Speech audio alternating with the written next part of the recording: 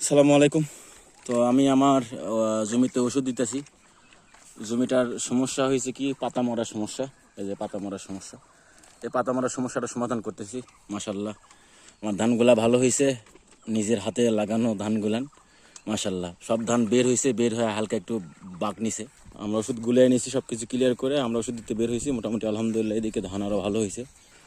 তো এই জমিতে আমিও ওষুধ দিতে পারতাম, কিন্তু আমি এর ভিতরে মানে আর থাকবো না, মানে ডুবে যাবো।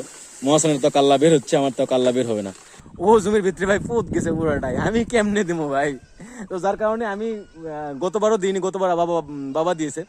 তো এই বছর এবার মহাসন দিতেছে, কারণ আমি এর ভিতরে আমি টিকতে পারবো না। তো যার কারণে আর কি মহাসনের থেকে দিয়ে নেওয়া, কারণ যত লম্বা লোক হবে তত ভালো। কারণ জমিটা ধানও লম্বা হয়েছে, প্লাস লোকে জমির নিচে আপনার প্রচুর মানে কাদো, মানে এক পা আপনার ঘিরা পর্যন্ত পড়ছে, কারণ এখানে হাঁস ছিল আর জমিটা মানে এইরকমই জমিটা। তো যাই হোক, মোটামুটি তাও এবার তো সমান হয়েছে কিছুটা।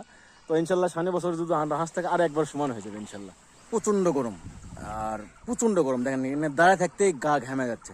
এগুলো দেখেও ভয় করা যাবে না, ওটা কোনো লাভ নাই। কারণ পুরুষ মানুষ কাজ করতেই হবে, পুরুষ মানুষের কাজ না করলে হবে না। যদি মধ্যে শরীর ভালো আছে ইনশাল্লাহ, যদি চলতে থাকবে, কোনো ঝড় নাই, তুফান নাই, রোদ নেই, বৃষ্টি নেই, সব চলবে ইনশাল্লাহ।